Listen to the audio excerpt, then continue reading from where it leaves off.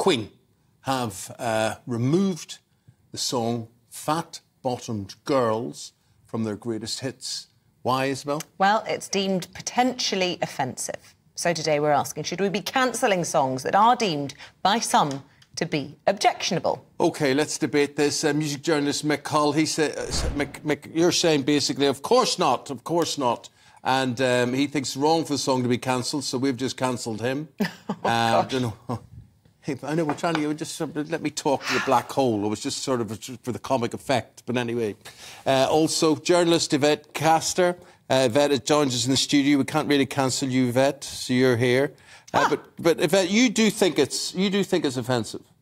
Yeah, it is offensive. It's not necessarily necessary. You know, it's a song from the 70s. There's lines in it about fat women being dirty. There's lines in it about sort of fat women not being as good as other women. And as a plus-size woman, I do find it offensive. So it's not actually the fat bottom in particular that gets you?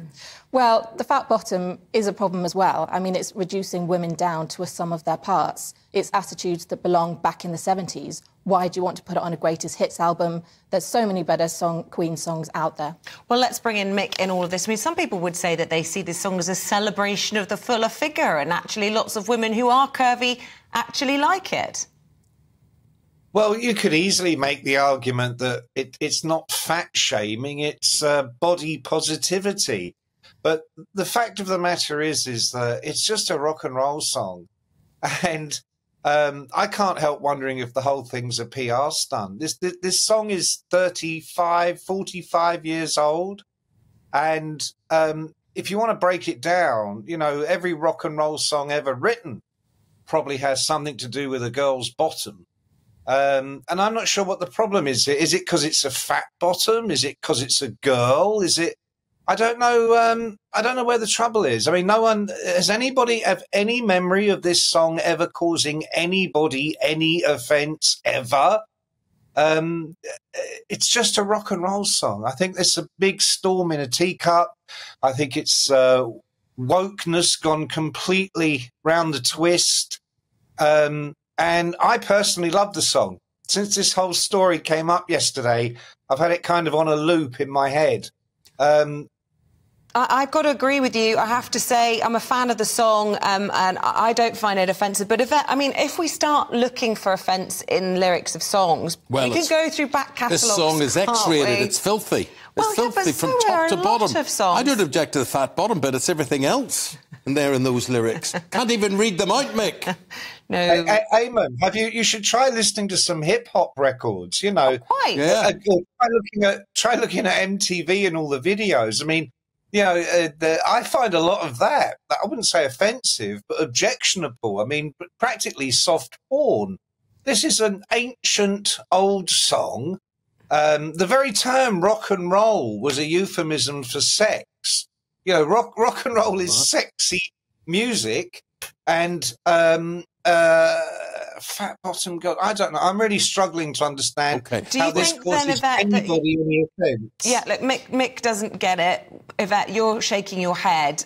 You know, you don't think you're being oversensitive here? No, I don't. I mean, first of all, you know, as a plus-size woman, you know, it's fantastic to have a middle-aged man come on and mansplain to me why I shouldn't be offended by a song that talks about plus-size women. So thank you so much for that. In addition, I mean, it's great. It's interesting that he's talking about hip-hop. I'm a hip-hop fan. The fact that he's reduced hip-hop down to songs about plus-size women is ridiculous. That just shows his knowledge in that area, which is obviously very slight. In terms of the song itself, you know, as Eamon said, we can't read the lyrics out on air. It's 8:30 in the morning. This whole argument is about putting it on an album that children would be listening to. I mean, I wouldn't say put a Mix-a-Lot song on that album. I wouldn't say put certain Snoop Dogg songs on that album. But, you know, it's for children. It's ridiculous. You know, it doesn't belong there. And it belongs in the 70s. What about in Shrek, where the donkey starts singing, I like big butts, but I cannot lie? I mean, you know, my children watch that movie millions of times. No one's ever expressed any form of offence. It's called fun, Yvette. It's called having a bit of fun.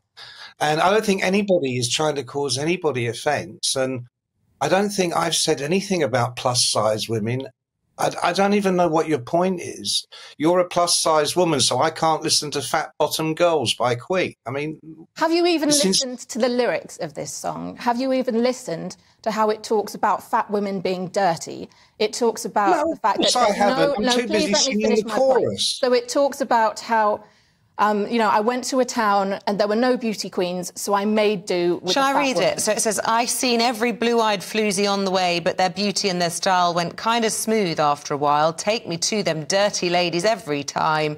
Oh, won't you take me home tonight?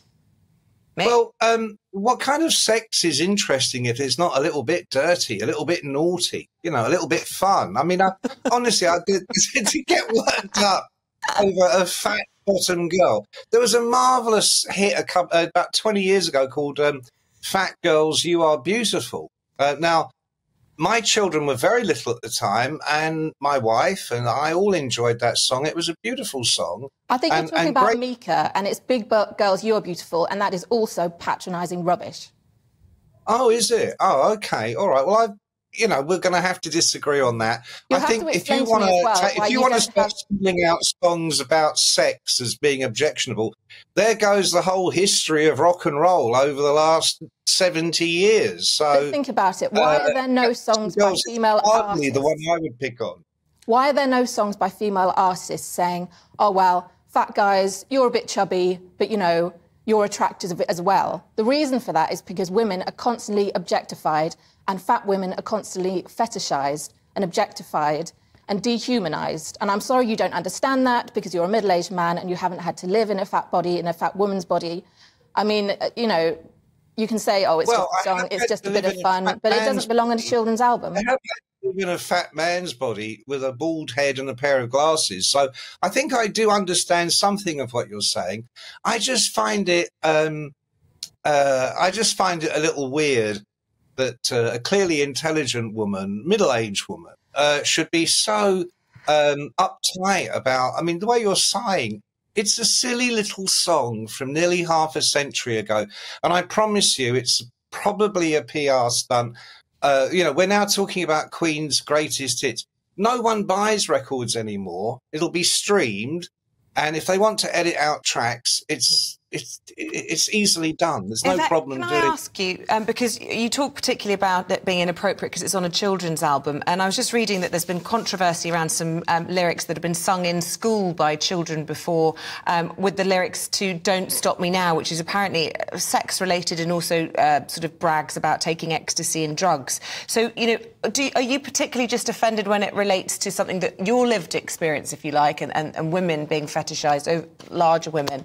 Or do you think we should go through all our music and take out anything that is inappropriate or controversial, you know, whether that means we lose a lot of the greats looking through history? I mean, you're talking about it as if I'm saying we all need to go out and burn our records in the backyard. I'm not saying that at all, but I think there is, you know, something to be said for looking at old songs, you know, older songs, and reassessing what they mean. I mean, the song as well, this particular song we're talking about, it could be read in a different way. It is from the 70s, you know, from the time of Gary Glisser, Jimmy Savile, and there are lines in it as well that can be read sort of in a negative way from that side of things. So, you know, certain songs just aren't so appropriate in today's era. After Me Too. Well, I've been listening to Fat Bottom Girls for 45 years. I know Brian May, who wrote the song, quite well, and I've never once read the lyrics. I've never once paid that much attention to it, really. Well, maybe you should. If you're going to come on here and argue about it, maybe you actually should read the lyrics, because people, you know, are listening to the lyrics. Yeah, I mean, and also, you know, you're friends with Brian May, you know, like Hallelujah, you hung out with him in the 70s. That doesn't make you an expert on it. You know, I can see why maybe you might not want to offend him because you were lucky enough to hang out with him back in the 70s. They let you hang around with them. But, you know, I mean, I've interviewed Justin Timberlake. That doesn't mean I'm not sucking up. Actually, that's not the case at all. We're talking about a contemporary acquaintanceship, not back in the 70s. This has got nothing to do with it. And I love the way you keep sighing and pulling faces. You're not very happy. And I think that's a shame, because Fat Bottom Girls and Queen were always a really fun, uplifting experience. And I can promise you, I've read many lyrics, many. that make fat bottom girls look like eeny, meeny, miny, mo. And just to pick up on this one just seems insane to me. Children well, of course, don't like, care. why can't I sit here and why can't I sit here and just be a happy fatty? I'm sure that would be, you know, you'd much rather I was here, you know, being cheerful, laughing, being a happy fatty like fat women are supposed to be. Well, guys, we'll leave it on a laugh. Thank you very much indeed. Mick Wall, he's in favour of fat bottom girls, and Yvette Caster, no, absolutely. She's listened to it recently and she thinks it's right that it should be excluded from Queen's Greatest Hits. Thank you both.